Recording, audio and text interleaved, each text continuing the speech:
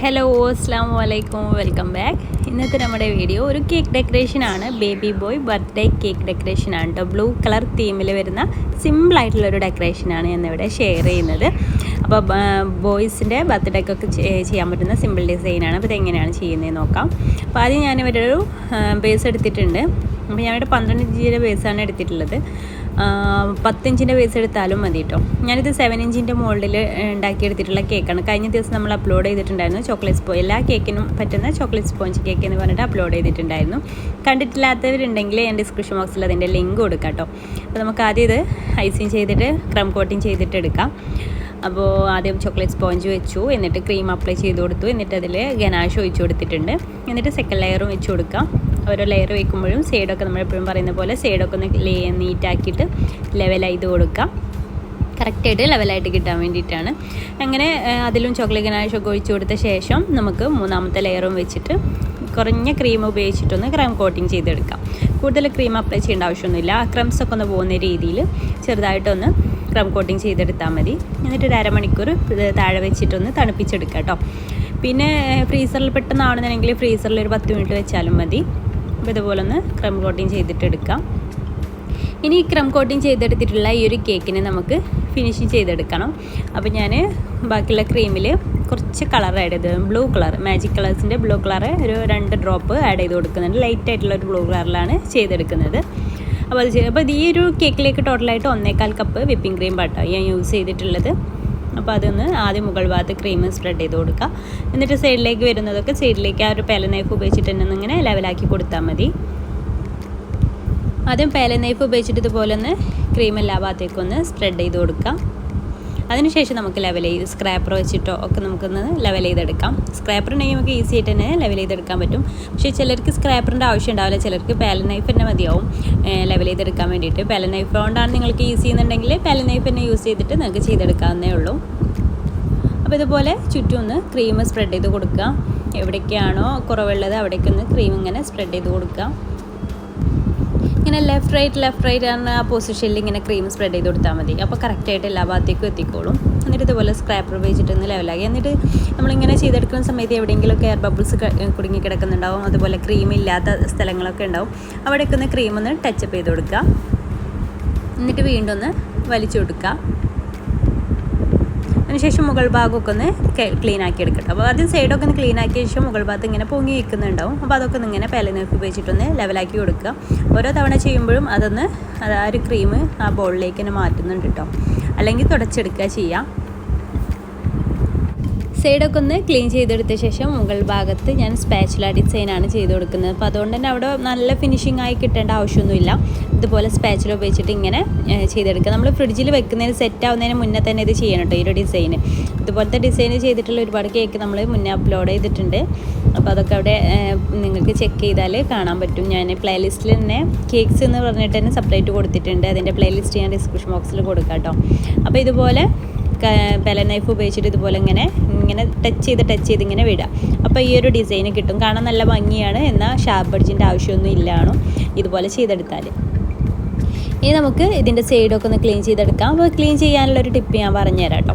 നമ്മൾ തുണിയാണെങ്കിലും അല്ലെങ്കിൽ tissue paper ആണെങ്കിലും അതിൻ്റെ ഉള്ളിൽ നമ്മുടെ പേല നൈഫ് വെച്ചിട്ട് ഇതുപോലെ തുടച്ചെടുക്കുകയെന്നുണ്ടെങ്കിൽ പെട്ടെന്ന് തന്നെ നല്ല രീതിയിൽ ക്ലീനായിട്ട് കിട്ടും.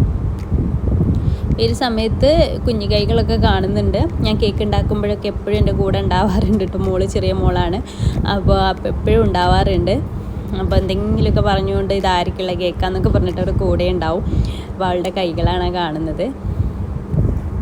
അപ്പോൾ കേക്ക് ഇവിടെ റെഡി ആയിട്ടുണ്ട്. അത് നമുക്ക് ഫ്രിഡ്ജിൽ സെറ്റ് ചെയ്യാനായിട്ട് വെക്കാം. പിന്നെ ഇതിലേക്ക് വേണ്ടിയിട്ട് ഫുള്ള് ഫോണ്ടൻ വർക്ക്സ് ആണ് ഞാൻ ചെയ്യുന്നത്. അപ്പോൾ വൈറ്റ് കളറിൽ കുറച്ച് CMC പൗഡർ ഒന്ന് ആഡ് ചെയ്ത് കൊടുക്കുന്നുണ്ട്. അപ്പോൾ പെട്ടെന്ന് സെറ്റായി കിട്ടാനൊക്കെ വേണ്ടിയിട്ടാണ് CMC പൗഡർ ആഡ് ചെയ്ത് കൊടുക്കുന്നത്. എന്നിട്ട് ഇതുപോലെ നന്നായിട്ടൊന്ന് ഇങ്ങനെ മിക്സ് ചെയ്തിട്ട് എടുക്കുക. എന്നിട്ട് കോൺഫ്ലവർ ഒന്ന് സ്പ്രെഡ് ചെയ്ത് കൊടുത്തിട്ട് നമുക്കിതൊന്ന് പരത്തിയെടുക്കാം. ഞാനിവിടെ മേഘമൊക്കെയാണ് ഉണ്ടാക്കിയെടുക്കുന്നത്. ഒരു സ്കൈ തീമിലാണ് ചെയ്യുന്നത് കേട്ടോ. അപ്പോൾ അതൊന്ന് പരത്തിയെടുക്കുക. എന്നിട്ട് കട്ടർ വെച്ചിട്ടാണ് മേഘം ഉണ്ടാക്കുക. അപ്പോൾ കട്ടർ ഇല്ലാത്തവർക്കുണ്ടെങ്കിൽ നമുക്ക് കത്തി വെച്ചിട്ട് അല്ലെങ്കിൽ ഫോണ്ടൻ കട്ടറൊക്കെ വെച്ചിട്ട് അങ്ങനെ നമുക്ക് വരച്ചിട്ട് അങ്ങനെ ചെയ്തെടുത്താലും മതി. അപ്പം ഞാൻ ആദ്യം പേര് എഴുതുന്നുണ്ട്. പേര് ഈ ഫോണ്ടൻറ്റിൽ ചെയ്തെടുക്കുകയാണ് കേട്ടോ. അപ്പോൾ നെയിം കട്ടർ വെച്ചിട്ടാണ് പേര് എഴുതുന്നത്. അതിങ്ങനെ സൈഡിൽ വെച്ച് കൊടുക്കാൻ വേണ്ടിയിട്ട്. അപ്പോൾ അത് എല്ലാം ഒന്ന് കട്ട് ചെയ്തിട്ടെടുക്കാം.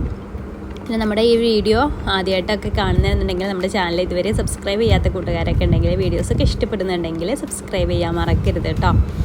അപ്പോൾ ഇതുപോലെ ചെയ്തെടുത്ത ശേഷം പിന്നെ ഒരു മേഘത്തിൻ്റെ കട്ടർ വെച്ചിട്ട് മേഘവും കട്ട് ചെയ്തെടുക്കുന്നുണ്ട്. അപ്പോൾ ഇത് കുറച്ച് വലിയ കട്ടറായിരുന്നു. പിന്നെ ചെറുതെടുത്തിട്ട് ചെറിയ മേഘവും ഉണ്ടാക്കിയെടുക്കുന്നത്. അങ്ങനെ ഒരു 4 എണ്ണമൊക്കെ ഉണ്ടാക്കിയെടുക്കുന്നുണ്ട്. രണ്ടും ചെറിയ സൈസിലുള്ളതും വലിയ സൈസിലൊരു 4 എണ്ണമൊക്കെ ഉണ്ടാക്കിയെടുക്കുന്നുണ്ട്.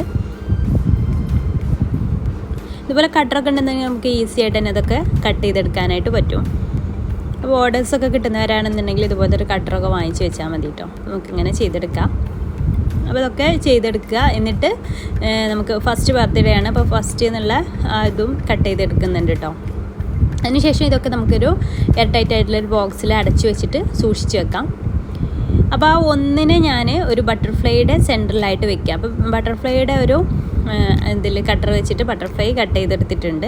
അപ്പോൾ ബ്ലൂ കളറിലാണ് ചെയ്തിട്ടുള്ളത്. എന്നിട്ട് അതിൻ്റെ സെൻറ്ററിലായിട്ട് നമ്മുടെ എഡിബിൾ ഗ്ലൂ ഉണ്ടല്ലോ, അതൊന്ന് അപ്ലൈ ചെയ്ത് കൊടുത്തിട്ട് ഈ ഒരു ഒന്നിനെ അവിടെ സ്റ്റിക്ക് ചെയ്ത് കൊടുക്കുകയാണ്. എന്നിട്ടൊരു സ്റ്റിക്ക് അതിൻ്റെ സെൻറ്ററിലൂടെ കയറ്റുന്നുണ്ട്. നമ്മുടെ ഈ ഒരു ബട്ടർഫ്ലൈ കുറച്ച് കട്ടിയിൽ വേണം കേട്ടോ ഉണ്ടാക്കാൻ, എന്നാലേ ഈ സ്റ്റിക്ക് അതിലേക്ക് കയറ്റി കൊടുക്കാൻ പറ്റുള്ളൂ. അപ്പോൾ ഇതുപോലെ സ്റ്റിക്ക് ചെയ്ത്, ഇപ്പോൾ ഇത് നല്ല ലൂസായിട്ടാണ് ഇരിക്കുന്നത്.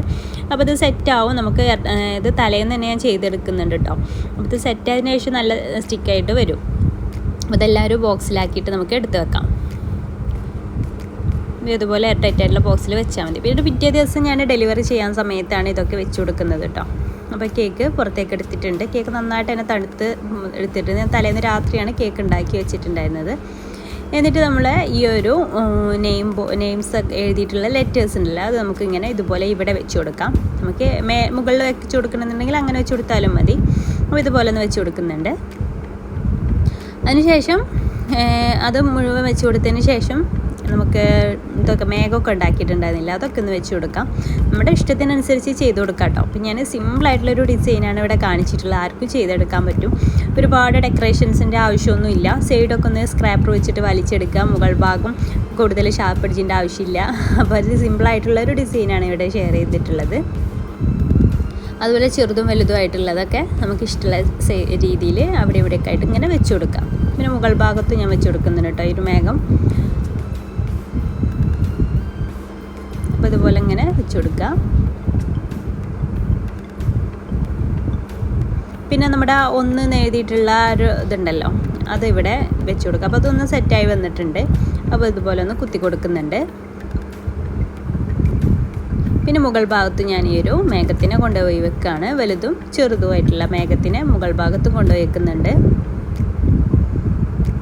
ഇനി നമുക്ക് ഇതിന് മുകളിൽ കുറച്ച് ഷുഗർ ബോൾസും ഒക്കെ ഇട്ട് കൊടുക്കാം.